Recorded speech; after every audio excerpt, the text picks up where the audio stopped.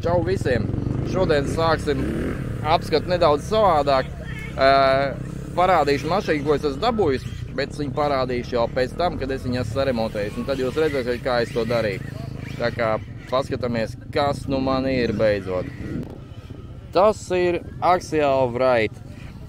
Vecās paudzes Axial Wright, precīzāk. Viņš ir pirmais tam līdzīgs rock racers.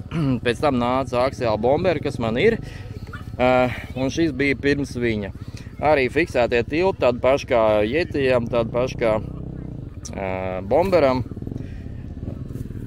Mašīnu es iemainīju pret savu Yokomo UD2 drifta mašīnu. Viņa aizgāja uz Liepāju, un šis attiecīgi atnāca pie manīm. Neslēdzās iekšā motors, jāpārjauc visu mašīnu pa lielam, jāskatās, kas ir jādara. Nu, tad skatāmies, kas tur apakšā ir zem bodija.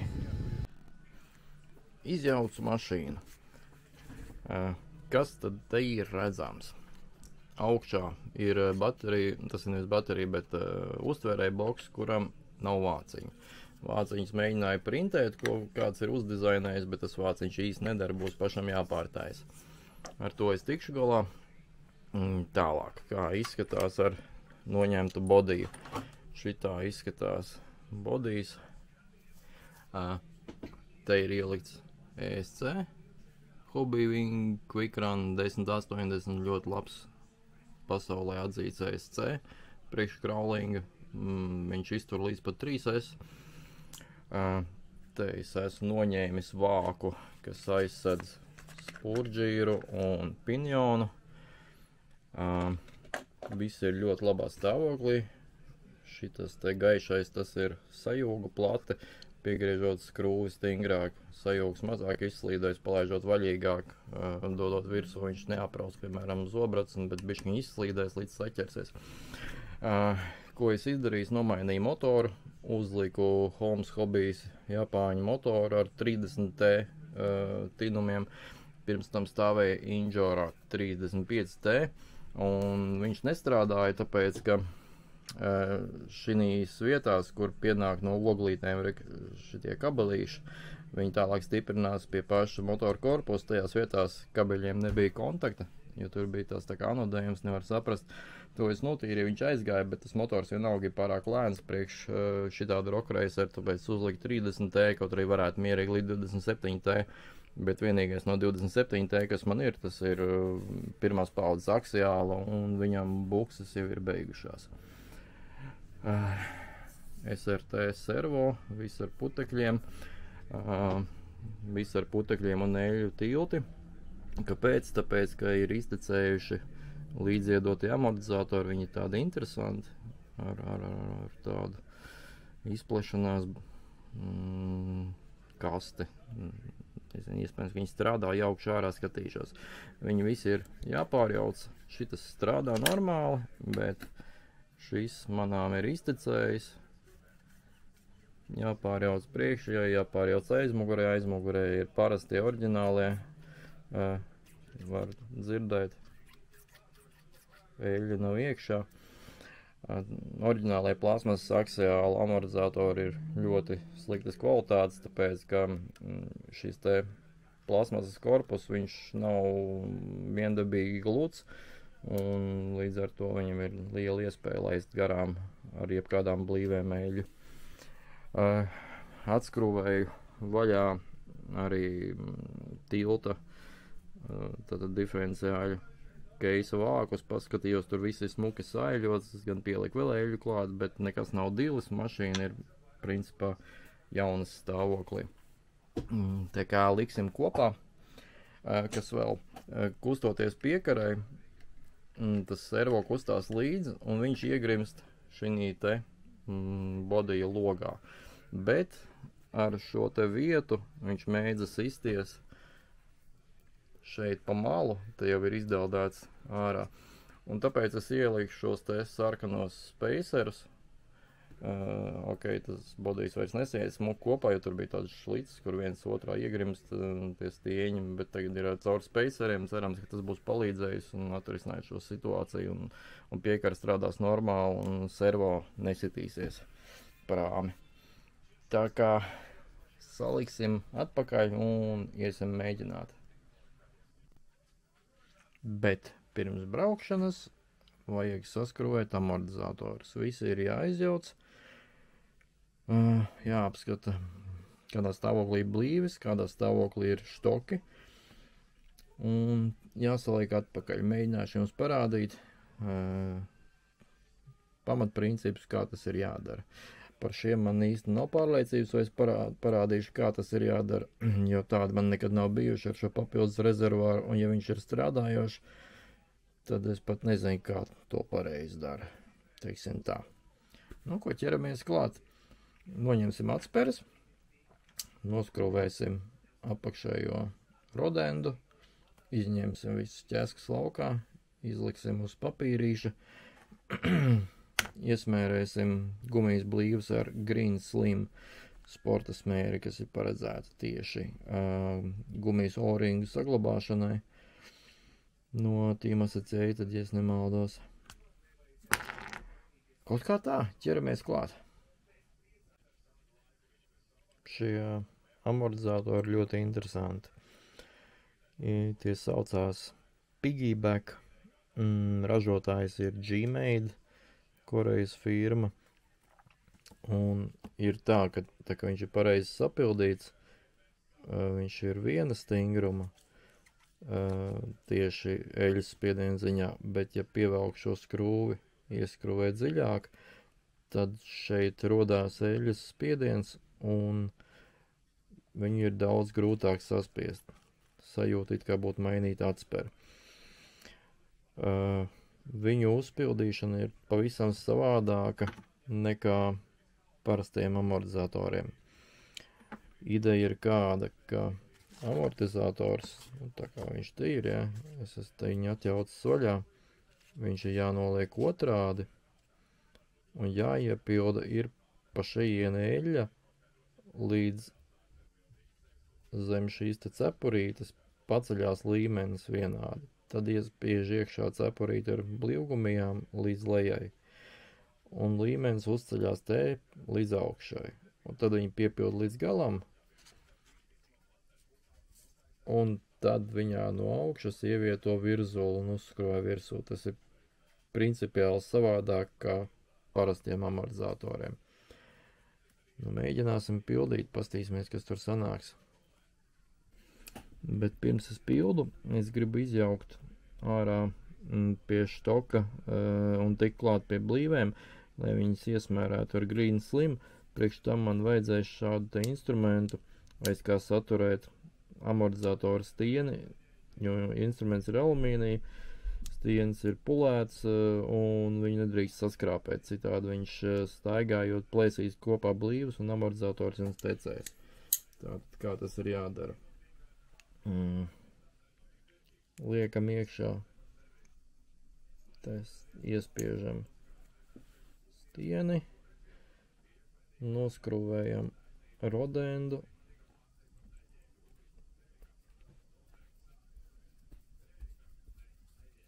un tad jau mēs varam izvilkt viņu cauri blīvēm laukā.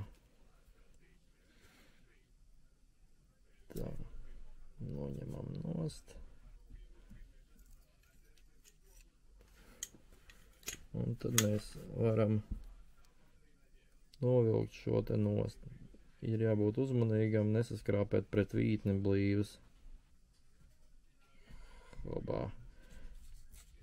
Notīrīsim visu stienīti virzulim un izjauksim ārā. Šeit iekšā slēpjās blīvītes, kas būtu jāsatīra, jāiesmērē un jāievieto atpakaļ.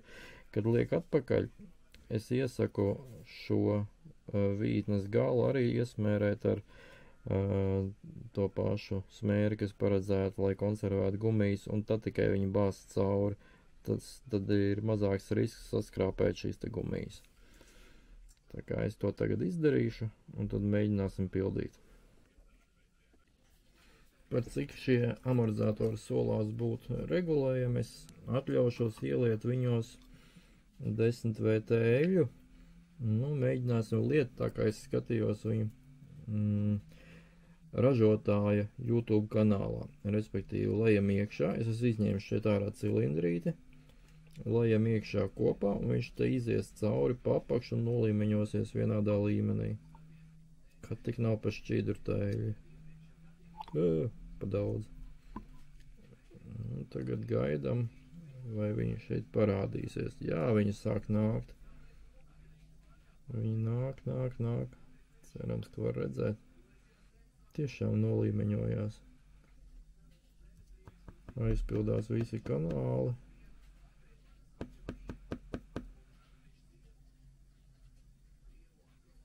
Interesanti. Nu jā.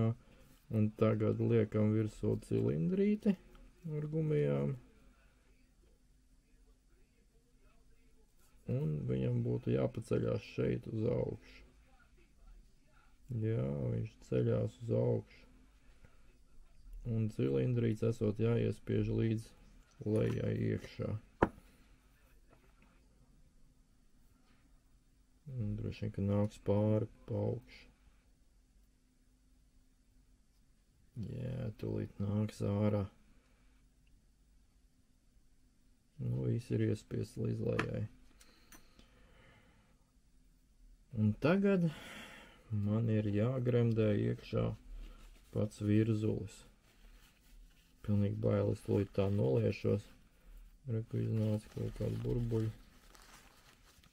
Nu, tik būs ķēpāšanās. Tas ir kaut kāds šausmas. Liekam virsū. Jā.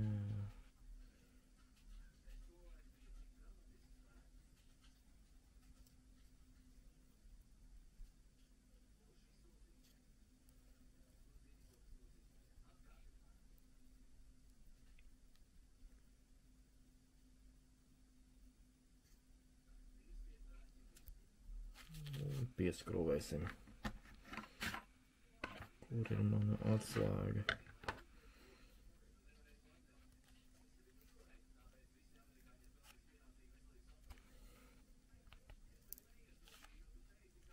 Galvenais arī nepārvilkt baigi. Tur tomēr ir plasmas vītnītē. Tā. Viss ir baigi noliec. Drausmas.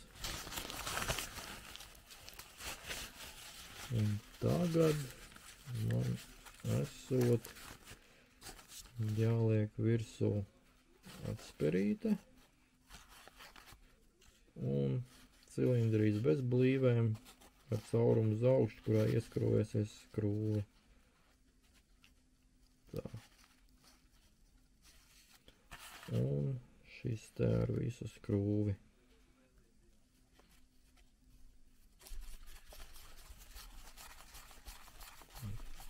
Kā vajadzētu būt kārtībā.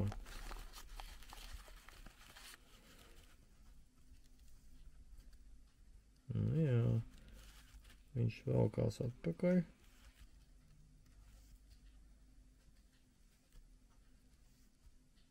Nezinu, vai pareizi, grūti pateikt. Nu, mēģināsim piegriezt šo skrūvi. Jā, redziet, nāk uz augšu. Hobā! Nu jā, tagad viņš ir cietāks. Ieskrūvēs viņu vēl vairāk iekšā. Nu jā, rebons saucamais. Pieskrūvē vēl. Pavisam cietāks. Un ja es ieskrūvēju ritīgi līdz galam, kas notiek? Interesanti, ne? Ui, es viņu nevaru iespiest nemaz. Viss, tas ir maksimums. Tā viņš iznāk ārā un ievalkās atpakaļ. Tur ir ritīgs spiediens. Nu, tad paskrūvēs ārā bišķi tā, lai viņš spēj strādāt. Nu jā, forši. Viens amortizators gatavs. Otrs ir vairāk noeļojies. Ceru, ka tur ar blīvēm viss būs kārtībā. Šis bija labs, bet nu šis manām, ka strādās. Interesanta sistēma. Nu, pēc tam parādīšu vienkāršo variantu ar parastiem amortizatoriem un to pildīšanu. Un šeit ir izjaukti parastie amortizatori, te viņš komplektā, te ir izjaukts pilnībā. Tātad cepurīte, kurā arī ir silikona vāciņš, virzulis, rodens, un tad ir šī te detaļa, kas liekās šeit un skrūvējās klāt tā kā pašam cilindram. Uz viņas ir blīvgredzens kopējais, kas šeit noblīvējās, tad iekšā ievietots ir viens gredzentiņš, starp lika plasmasas, otrs gredzentiņš un vāciņš. Šos visus sasmērēšu ar Green Slim smēri, lai nelaiž cauri eļu. Sanāk ieliek to pirmo gredzenu, tad otrs, tas starpgredzens plasmas viņu izspīlē un uzliekās virsū otrais, un vāciņš piespiež vēl to pēdējo otro. Un kopā viņi abi divi tiek izspīlēti un nelaiž gar štoko eļu garām. Tā kā, ja viņi ir nodiluši dēļ saskrāpēta štoka vai vienkārši no lietošanas, tad viņi arī laidīs garām šeit eļu visu laiku. Tā kā liekam kopā un sapildam. Šoreiz es pildīšu 20 VT eļu, 200 CST.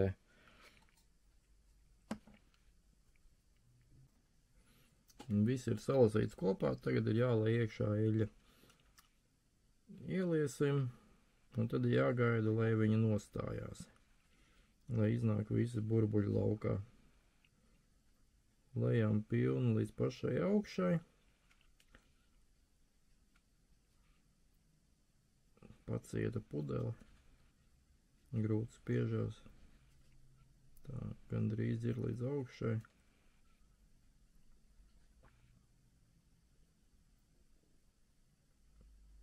Nu, tā ir. Un tagad mēs viņu varam pakustināt virzuli. Izspiežam viņu gandrīz līdz augšai, līdz pašai augšai ne, jo tad pārēt pāri. Un velkam uz leju, bet velkot uz leju griežam virzuli, jo viņā ir urbumi, un tas palīdzēs iziet ārā gaisam, kas ir zem virzuļa. Un nogriežam līdz lejai un gaidām. Skatāmies no augšas iekšā, vai tur ir burbuļi, un ja viņi ir, tad pagaidām, ka viņi uznāks augšā. Es personīgi šeit viņus redzu, jūs viņus droši vien neredzat kamerā, bet nāk. Jo šķidrāka eļa, jo ātrāk viņi iznāks, jo biezāka eļa attiecīgi, jo ilgāk jāgaida.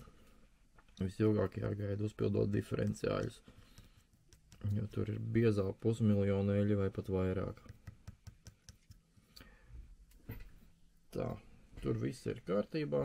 Tagad ņemam viņu laukā. Aptinam ar papīrīti.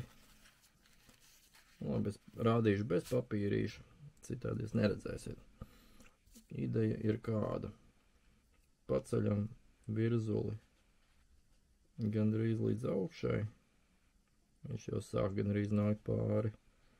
Tā redzēt, vēl daži burbulīši nav iznākuši. Tas ir svarīgi, lai viņi iznāk visi laukā.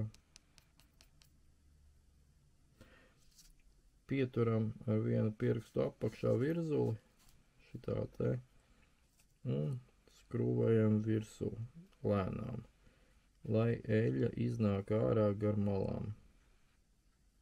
Un pieturam visu laiku no apakšas pašu šito te štoku. Ja eļa īsti nenāk ārā, tā tad jūs pamaz ielējāt, man jau te viņi nāk. Skrūvējam un turam apakšu. It kā ir uzskrūvēts, tagad laižam vaļā un viņi nāk pati ārā bišķiņ. Šitā. Tā ir arī jābūt, tas nozīmē, ka ir labi.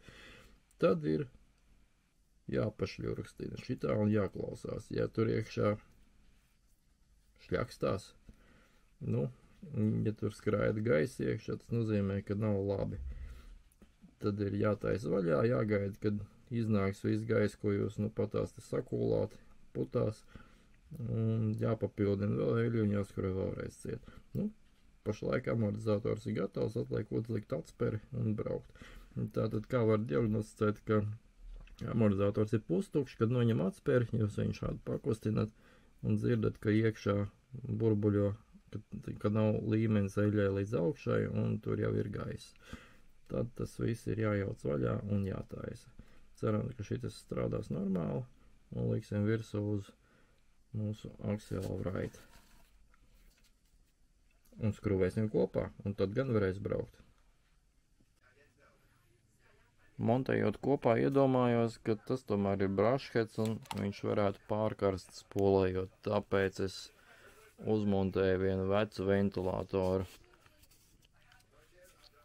Šitam vajadzētu strādāt, tas man ir stāvējis uz citām mašīnām, kad tik ne uz HSP vēl.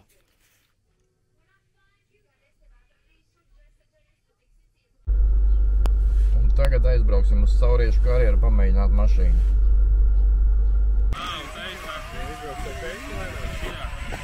Šitien varēsi trāpīt? Ko? Nu tad aiziet, dod ručka. Man nevajag ručka.